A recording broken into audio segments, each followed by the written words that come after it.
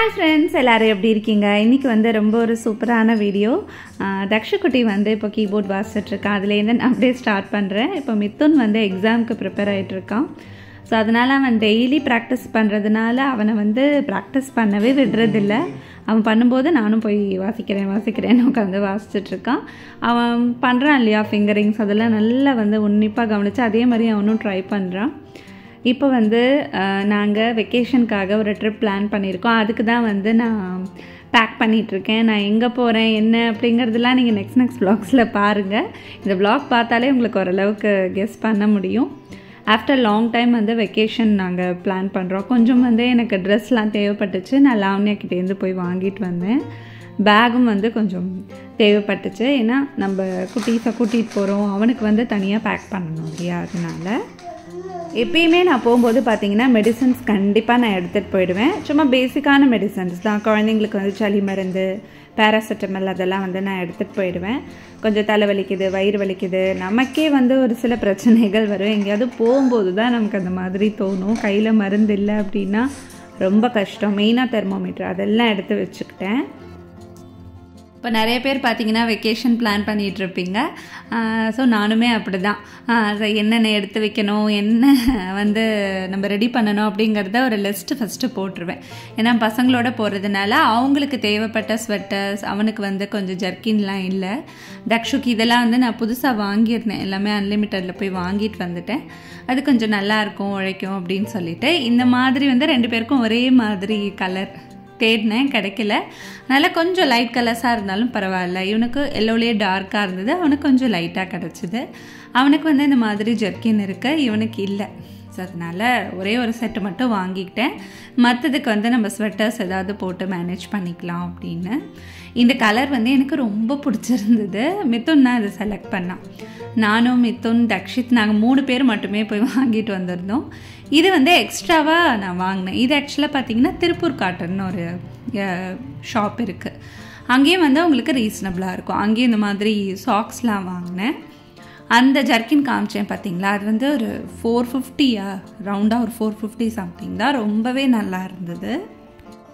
இப்போ வந்து ரொம்ப வின்டர் அப்படிங்கிறதுனால நமக்கு இந்த சாக்ஸ் அதெல்லாம் கண்டிப்பாக தேவைப்படும்.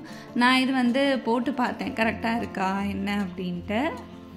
இதுவுமே பார்த்தீங்கன்னா நான் திருப்பூர் காட்டனில் தான் வாங்கினேன். இதோட ப்ரைஸ் வந்து 3 பீஸ் செட்டு வந்து அப்படியே 110 அந்த மாதிரி சொல்லியிருந்தாங்க. ஆனால் என்ன ப்ராப்ளம் அப்படின்னா கொஞ்சம் அந்த சாக்ஸ் வந்து க்ரிப்பாக இல்லை, டக்குன்னு வழுக்கிட்டு வர மாதிரி எனக்கு தோணுச்சு. பரவாயில்ல, நம்ம இப்போ ஷூஸ்லாம் போடுறோம் அப்படின்னா இந்த சாக்ஸ் போட்டு போடும்போது உங்களுக்கு தெரியாது. இந்த கரெக்டாக அந்த கட்டை விரல் சுண்டு விரலில் தான் நமக்கு காயம் இருக்கும்.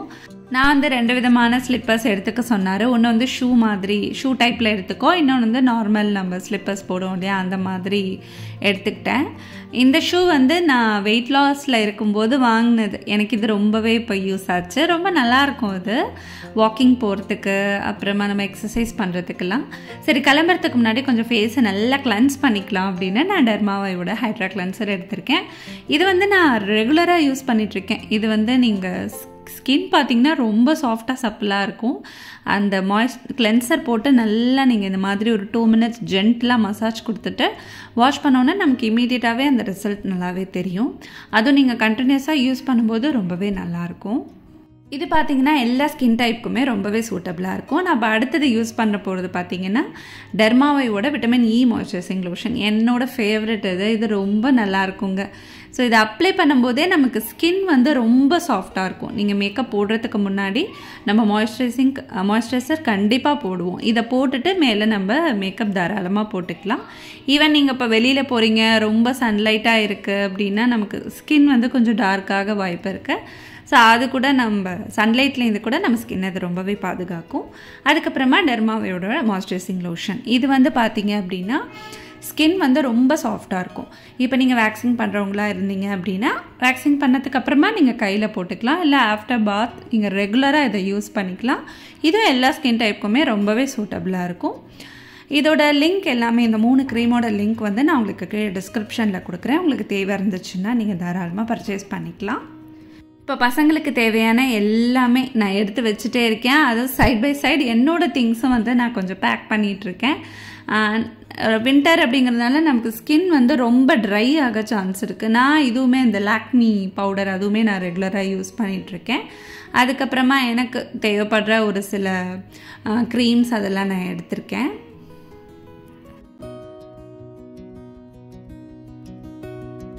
எனக்கு அங்கேயும் போய் இது ரொம்பவே தேவைப்படும். அதனால இது எல்லாத்தையுமே நான் பேக் பண்ணிக்க போகிறேன். ஏன்னா மாய்ஸ்சரைசிங் லோஷன் நமக்கு கண்டிப்பாக தேவை. இது வந்து நான் டெய்லியுமே யூஸ் பண்ணுறதுனால நான் அதை எடுத்து வச்சுக்கிட்டேன். அப்புறமா அந்த பேர் ஷூ அதையும் எடுத்து வச்சுக்கிட்டேன். ஃபஸ்ட்டு வந்து பேக் பண்ணும்போது பார்த்திங்கன்னா எனக்கு ஒன்றுமே புரியல எது எடுத்து வைக்கணும்னு. தக்ஷுக்கும் மித்துனுக்கும் ஒரு பேக் எடுத்து வச்சுட்டேன். இப்போ அந்த ப்ளூ பேக்கில் என்னோடய திங்ஸ் ஃபுல்லாக இருக்குது. இது வந்து இன்னொரு பேகு. ஸோ இது வந்து இதில் கொஞ்சம் ஸ்வெட்டர்ஸ் அதெல்லாம் எடுத்து வச்சுருக்கேன். ஏன்னா குட்டி பையனை கூட்டிகிட்டு போகிறதுனால அவனுக்கு தேவையான பால் பவுடர் அது எல்லாமே பேக் பண்ணி வச்சுட்டேன். Almost done. இது வந்து நான் உங்களுக்கு அப்படியே சிம்பிளாக காமிக்கிறேன். ஆனால் கிட்டத்தட்ட எனக்கு 3 to 4 hours பிடிச்சிது இதெல்லாம் பண்ணுறதுக்கு. மார்கழி மாதம் அப்படிங்கிறதுனால நெக்ஸ்ட் டே வந்து மார்னிங் நான் அப்படியே கண்டினியூ பண்ணுறேன். காலையில் வந்து இந்த மாதிரி ஒரு சின்னதாக கோலம் போட்டேன். டெய்லியுமே குட்டி குட்டியாக கலர் கோலம் போட்டுட்ருக்கேன். இப்போ பேக் பண்ணது எல்லாமே எடுத்து வச்சிட்டோம். ஈவினிங் தான் வந்து பஸ் புக் பண்ணியிருந்தோம். எங்கே போகிறோம் அப்படின்னா கொடைக்கானல் ட்ரிப் தான் போகிறோம். நான் வந்து இதுதான் ஃபஸ்ட் டைம் நான் போகிறது. நான் இப்போ போட்டிருக்கிற குர்த்தி வந்து எனக்கு ரொம்பவே பிடிச்சிருந்தது. இது கம்ப்ளீட்டாக ஃபுல் பிளாக். அந்த துப்பட்டா மட்டும் உங்களுக்கு அந்த கலம்கரி டிசைன் மாதிரி இருக்கும். ரொம்பவே சூப்பராக இருக்கும். பிளாசம் குர்த்தி அப்படிங்கிற ஒரு இன்ஸ்டாகிராம் பேஜ்லேருந்து தான் எங்களுக்கு அனுப்பிச்சிருந்தாங்க. ரொம்பவே எனக்கு பிடிச்சிருந்ததுங்க. அவ்வளோ சூப்பராக இருந்தது. லாவண்யாவும் இதில் வந்து ஒரு ரீல்ஸ் உங்களுக்கு ஷேர் பண்ணியிருப்பேன் இன்ஸ்டாகிராம் பேஜில். ஸோ அவங்களோட பேஜ் வந்து நான் ஸ்க்ரீனில் மென்ஷன் பண்ணுறேன். இப்போ நீங்கள் வின்டர் இங்கே எங்கேயாவது வெக்கேஷன் போகிறீங்க அப்படின்னா குளிருக்கு ரொம்பவே அடக்கமாக இருக்கும். பசங்களும் வந்து சூப்பராக ரெடி ஆகிட்டாங்க. ஸோ இந்த மாதிரி ஒரு அவுட்லுக்கோடு தான் நான் வந்து கிளம்பிட்டே இருக்கேன். இனிமேல் வந்து அடுத்தடுத்த வ்ளாக்ஸ் பார்த்திங்கன்னா ரொம்ப சூப்பராக வரப்போகுது. எனக்கே வந்து ரொம்ப எக்ஸைட்டடாக இருக்குது.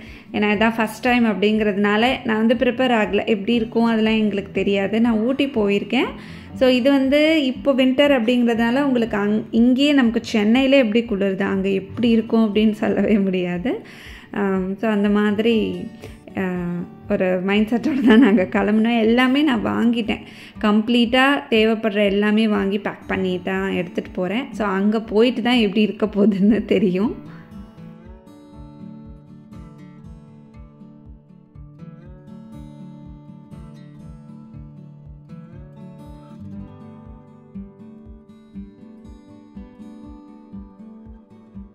நாங்கள் வந்து பஸ் தான் புக் பண்ணியிருந்தோம். ஆக்சுவலாக ட்ரெயின் டிக்கெட் வந்து எங்களுக்கு கிடைக்கல. இது வந்து சடனாக பிளான் பண்ணுறதுனால ட்ரெயின் டிக்கெட் எங்களுக்கு டக்குன்னு வந்து கிடைக்கல. ரொம்ப நாங்கள் ட்ரை பண்ணோம். சரி பஸ்லேயே போட்டுடலாம் அப்படின்னு. ஸ்லீப்பர் போட்டால் நமக்கு பிரச்சனை இல்லை. நம்ம பாட்டுக்கு ஏறி நிம்மதியாக தூங்கிட்டோம் அப்படின்னா நமக்கு தெரியாது. தக்ஷுவும் பார்த்திங்கன்னா காலையிலேருந்து தூங்கவே இல்லை. என்னோட அந்த பேக்கிங்லேயே இருந்தால் நான் முதல் நாளே பேக் பண்ணிகிட்டே இருந்தாலும் நெக்ஸ்ட் டேவும் எனக்கு கொஞ்சம் ஒர்க் இருந்தது. ஏன்னா நான் எல்லாம் கரெக்டாக எடுத்து வச்சுருக்கேன். நான் அதுக்கே எனக்கு கரெக்டாக இருந்தது பார்க்குறதுக்கு. ஸோ நாங்கள் ஒரு 1/2 hourக்கு மேலே அங்கே வெயிட் பண்ணிகிட்டு இருந்தோம். பஸ்க்காக சீக்கிரமாகவே போயிட்டோம். ஏன்னா குழந்தைங்களெல்லாம் தூக்கிட்டு போகிறோம் எப்படி இருக்குமோ என்னமோன்னு எங்களுக்கே ஒரு பயம். அதனால சரி நம்ம சீக்கிரமாகவே போய் அங்கே நின்றுக்கலாம் அப்படின்னு. ஸோ நிற்கிற டயத்தில் வந்து இந்த குட்டி எங்கள் கால் பின்னாடியே சுற்றிட்டு இருந்தது. பாவம் அது வந்து செம்ம பசியில் இருந்தது. எங்கள் காலை நக்கிட்டே இருந்தது. ரொம்ப பாவமாக இருந்தது எனக்கு பார்க்கவே. சரின்னு ஒரு பிஸ்கெட் பேக்கெட்டை வாங்கி ஹாய் பஸ்ஸில் ஏறியாச்சு. இது வந்து ஸ்லீப்பர் தான் புக் பண்ணியிருக்கோம். மித்துனும் தக்ஷித்தும் ஃபஸ்ட் டைம் வந்து ஸ்லீப்பரில் ட்ராவல் பண்ணுறாங்க.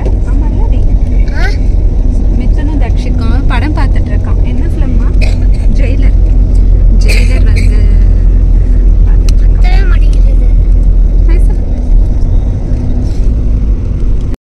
மித்துன் குட்டி வந்து தூங்கவே இல்லை. அவனுக்கு வந்து இது ஒரு புது எக்ஸ்பீரியன்ஸ் தான். 2 பேருக்குமே பஸ்ஸில் போகிறது.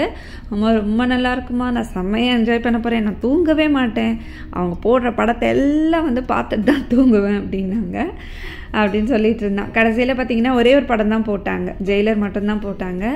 அந்த கரெக்டாக ஒரு 1 o'clockலாம் வந்து டிவி ஆஃப் பண்ணிட்டாங்க, 12:30க்கெலாம். ஸோ அது வரைக்குமே அவன் முழிச்சிட்டே தான் இருந்தான். ஸோ நானும் வந்து எங்கே வந்திருக்கோம் அப்படின்னு திறந்து பார்த்துட்டே இருந்தேன். எனக்கு தூக்கமே வரல.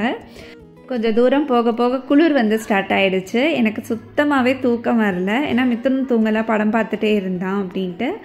மணி வந்து பார்த்திங்கன்னா கரெக்டாக ஒரு 1 மணி இருந்தது. நம்ம டிவி வந்து ஆஃப் பண்ணிக்கலாம், இருந்தாலும் ஜெயிலர் வந்து பார்த்துட்டு அப்படியே நாங்கள் நேரம் போனதே தெரியல. மணி பார்த்திங்கன்னா கரெக்டாக 1 மணி ஆக போகுது. சரி, நான் வழியில் இறங்கி ஏதாவது சாப்பிட்றதுக்கு இருக்கா அப்படின்னு பார்த்தோம். மித்துனுக்கு வந்து கொஞ்சம் லைட்டாக பசிக்கிற மாதிரி இருந்தது. அவனுக்கு வரைக்கும் ஏதாவது ஊட்டிட்டு சாப்பிட்டுட்டு திரும்ப அப்படியே படுத்துட்டோம். மணி பார்த்திங்கன்னா 5:30 ஆகிடுச்சு. மித்துன் வந்து செம்ம தூக்கம், நல்லா தூங்கிட்டு இருந்தான். நான் மட்டும் அப்பப்போ திறந்து பார்த்துட்டே இருந்தேன். Hi friends, good morning. கரெக்டாக 5:30. இப்போ வந்து நாங்கள் வத்தலகுண்டு அப்படிங்கிற ஒரு பிளேஸில் இருக்கோம். ஒரு 1 ஹவரில் போயிடுவோம் அப்படின்னு நினைக்கிறேன். ஸோ ரொம்ப ஜாலியாக இருக்க போகுது. இந்த ஜர்னி வந்து ரொம்ப நல்லா இருந்தது. பஸ்ஸில் வந்து நான் போனதில்லை, எப்பயோ ஒருத்தர் போயிருக்கேன். நான் பசங்களோட ட்ராவல் பண்ணுறது தான் first time. So I am so happy. அங்கே போய் இறங்குனதும் பார்த்திங்களா பயங்கர மிஸ்டாக இருந்தது. ரொம்ப சில் ஜாஸ்தியாக இருக்கிற மாதிரி இருந்தது. நம்ம சென்னையிலேருந்து ஏர்லி மார்னிங் இருக்கும், அதுக்கப்புறமா கொஞ்சம் கம்மியாயிடும். இங்கே தான் ஜாஸ்தியாக இருக்குது. ஆனால் ரொம்ப ஹாப்பியாக இருந்தது, ரொம்ப அப்படி சில்லுன்னு இருந்தது. ஸோ இந்த விலாக் வந்து இதோட நான் முடிச்சுக்கிறேன். நெக்ஸ்ட் விலாக் வந்து செம சூப்பராக இருக்கும். கண்டிப்பாக மிஸ் பண்ணாமல் பாருங்கள். Bye friends, thank you.